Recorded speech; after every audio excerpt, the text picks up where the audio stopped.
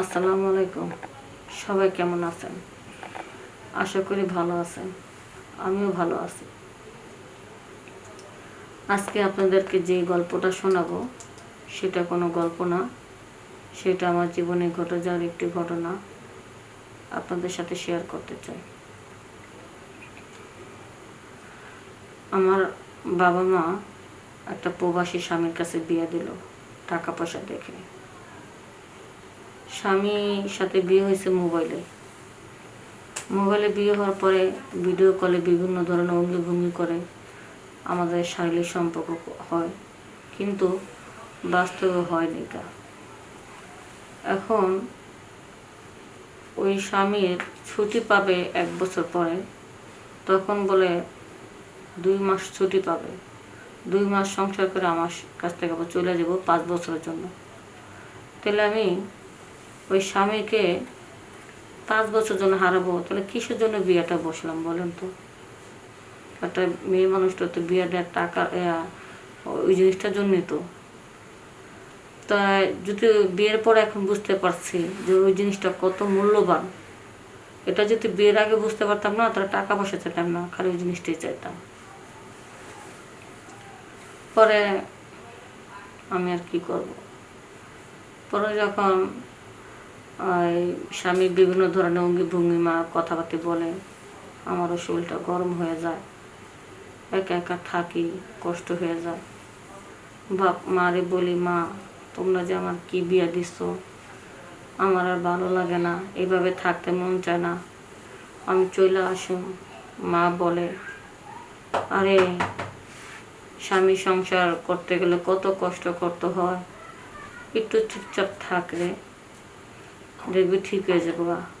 তোর স্বামী টাকা পয়সা ইনকাম করতেছে, প্রবাসে থাকতেছে, সারে কি তোর একলা কষ্ট হয়, এরও তো কষ্ট হয়। এইভাবে কষ্টের কথা আমাকে উল্টার বোঝায়। কিন্তু মা যতই বুঝাও, কিন্তু নিজের যখন গরম হয় তখন তো ঠান্ডা করতে খুব কষ্ট হয়, সেটা তার মা বুঝে না। পরে একা একা ভালো লাগতেছে না, মার সাথে কথাবার্তা বলার পরে ফোন টিপতে লাগলাম। ফোন টিপতে টিপতে হঠাৎ করে ফেসবুক থেকে একটা অ্যাডভার্টাইজ দেখতে পারলাম যে অনলাইনে রোবটের দারণ বিক্রি হয়। আপনারা তো বুঝতে পারছেন আমি কোন দারণের কথা বলছি। তো ওই দারণটা যখন অনলাইনে বিক্রি হয়, সেটা নাকি স্বামীর চাহিদাটা মেটাতে পারে। তখন আমি রবারটা ভালোভাবে দেখে নিলাম যে ঠিকঠাক মতো রবারটা আছে কিনা। ভালো করে দেখার পর আমার কাছে মনে হলো যে নাইমার চেয়ে কানামা অনেক ভালো। যেহেতু আমার স্বামীটাও কাছে নাই, আর তেমন একটা ছেলেদের সাথেও আমার ওরকম একটা সম্পর্ক নাই, আর বাহিরের ছেলে আনলে তো দেখা গেল এই বাড়ির ভিতরে ঢুকলে তো কোনো সমস্যা হইতে পারে। তাই আমি মনে করি যে অনলাইন থেকে এই রবারের দারণটা আনতে পারলে মনে হয় ভালোই হতো। পরে আমি অনলাইনের থেকে অর্ডার করলাম। তো বললো যে ম্যাডাম, আমাদের এই জিনিসটা 3 দিনের মধ্যে আপনার হাতে পাবেন, আপনার ঠিকানা ফোন নাম্বার সহ আমাদের এই আইডির ভিতরে আপনি লিখে দেন। পরে ঠিকানা ফোন নাম্বার সহ আইডির মধ্যে লিখে দিলাম। দেওয়ার পরে 3 দিন পরেই দেখি ঘরের দরজার সামনেই একটা ছেলেটা একেবারে সুন্দর, স্মার্ট, একেবারে লাজুক টাইপের, মানে কি বলবো, মনে হয় যে টোকা দিলে রক্ত বের হয়। আর এত সুন্দর বডি ফিটনেস, যে কোনো মেয়ে নজর কাড়ার মতন। পরে ছেলেটাকে দেখে আমার খুব ভালো লাগলো। আর ছেলেটা তো স্মার্ট হয়ে থাকবে না, এই সমস্ত জিনিস যে মেয়েদের পাঠায়, সে তো বুঝতে পারে তাদের কত কষ্ট। হয়তো এমনও হতে পারে সে ফাঁকে ফাঁকে মেয়েদের কষ্টটা অনুভব করে বা কষ্টটা মুছে দেয়, তাকে কিছু বকশিশ করলো, এই জন্য তো সে ফিটফাটভাবে থাকতে পারে। আর এইসব কাজের যারা অনলাইনে ব্যবসা করে তাদের স্মার্ট থাকাটাই ভালো আমি মনে করি। তো ছেলেটা আসছে, আসার পরে আমার হাতে বক্সটা দিল, দেওয়ার পর আমাকে বলতেছে যে ম্যাডাম আমাকে একটু পানি খাওয়াবেন। তখন আমি বললাম ঠিক আছে ভাই, তাহলে আপনি ভিতরে আসেন, পানি খান, আমি পানি আনতেছি। তখন বলে আপু পানি আনার আগে আপনি আগে এই বক্সটা একটু চেক করে দেখেন, আপনি যেরকমটাই দেখেছেন ঠিক তেমনটা ঠিক আছে কিনা।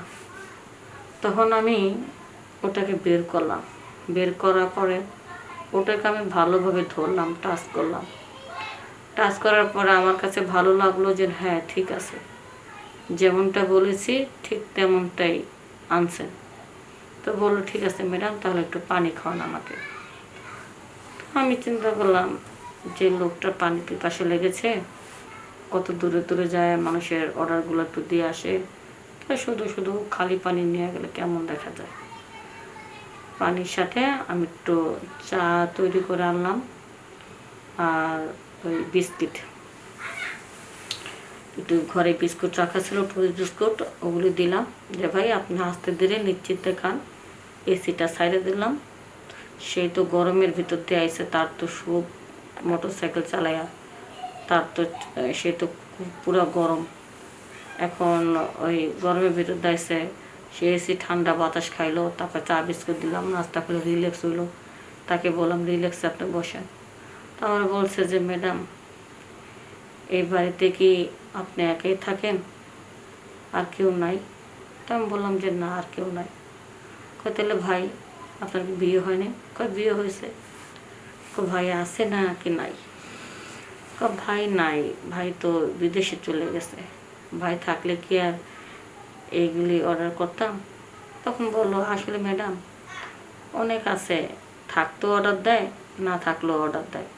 কারণ দেখা গেল কেউ স্বামী আছে কিন্তু ওই কাজে দুর্বল, এই জন্য অর্ডার দেয়। আবার দেখা গেল কেউ স্বামী নাই কিন্তু মেয়ে মানুষ তো হয়েছে, সব কিছু বুঝে, তার একটু প্রয়োজন, তখন অর্ডার দেয়। তা আপনার তো স্বামী আছে, সে প্রবাসে থাকে। ঠিক আছে, আমার স্বামীটা আমি কোনোদিন কাছেই পাইনি, মোবাইল ফোনে বিয়ে হয়েছে, খালি টাকা পয়সায় পাইতাছি, স্বামীর আদর ভালোবাসা পাইতাছি না। আপনারা বাঙালি মেয়েরা তো ছেলেদের আগে ব্যবসা বাণিজ্য বিজনেস কি, টাকা পয়সা কি, গাড়ি বাড়ি আছে কিনা সেটাই তো দেখেন। এখন বুঝতে পারছেন কোনটা ছাড়া চলন যায়? গাড়ি বাড়ি ছাড়া চলন যায়, কিন্তু এই জিনিসটা স্বামীর আদর্শ ছাড়া চলন যায় না। কয়না ভাই এখন বুঝতে পারতাছি, আমার অনেক কষ্ট হয়। এখন বুঝতে পারতেছি যে গাড়ি বাড়ি সব কিছু না, একটা স্বামীর ভালোবাসা সব কিছু। পরে ছেলেটা বলল আপু এই ডুপ্লিকেট রবার্ট দিয়ে আর কি হবে, স্বামীর মতন তো আর অরিজিনাল ভাবে তো আর ওরকম সুখ পাবেন না।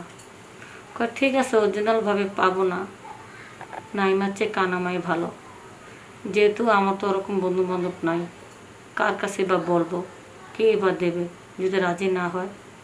ম্যাডাম আপনি এত সুন্দর মেয়ে মানুষ, বডি ফিটনেস এত সুন্দর, আপনি বললে মানুষ কি আর রাজি না হয়ে পারবে? তখন আমি বললাম ভাই কাকে বলবো বলেন, আশেপাশে যারা আছে তারাই তো আমাদের আত্মীয় পরিচিত। আমি যদি কারোর সাথে এরকম ধরনের ভুল করি, আমার স্বামীর কাছে যদি পৌঁছে দেয় বা সে যদি জানে ব্যাপারটা, এমন লোক ধরবেন যে আপনার স্বামীকে চেনে না, বাইরের কোনো লোক। আমি বললাম বাইরের লোক বলতে তো আপনি আছেন, আপনি তো অনেক সুন্দর স্মার্ট, তাহলে আপনি এই কাজটা করেন। হ্যাঁ আমি তো করতে পারি, আমি তো ভালোভাবে আনন্দ দিতে পারবো, তবে আমাকে কিছু বকশিস করতে হবে। তখন ছেলেটার কথা আমি রাজি হলাম। এমনভাবে আমাকে মজা দিচ্ছে, এমনভাবে আমাকে সুখ দিচ্ছে ওই ডেলিভারি ম্যান, মানে কী বলবো তাকে। আমি বলছি এই রবট দিয়ে আমার কোনো কাজ হবে না, এখন থেকে যখন আমি আসতে বলবো তখন আসবেন, আপনার খরচপাতি যা লাগে সব আমি দেবো। যতদিন পর্যন্ত আমার স্বামী বিদেশ থেকে না এসেছে ততদিন পর্যন্ত আমি ডেলিম্যান দিয়ে আমি আমার কাজটা চালাই নিলাম। কিন্তু বন্ধুরা আমি তো ভুল করে ডেলিম্যান দিয়ে কাজটা চালাইছি, তোমরা কিন্তু এই কাজটা কখনো করবে না। স্বামীর আদর পাওয়ার আগে যদি অন্য কারোর আদর নিয়ে নাও। বর্তমানে কিন্তু ছেলেরা অনেক চালাক, ইন্টারনেট দেখে দেখে সব কিছু বুঝতে পারে। যখন বুঝতে পারবে তোমার স্বামী ধর্ষিত হয়েছ, তখন কিন্তু তোমার স্বামী তোমার উপর থেকে বিশ্বাসটা হারায় ফেলবে। তাই এরকম কাজ ভুলও করবে না। সবাই ভালো থাকবা, সুস্থ থাকবা। আসসালামু আলাইকুম।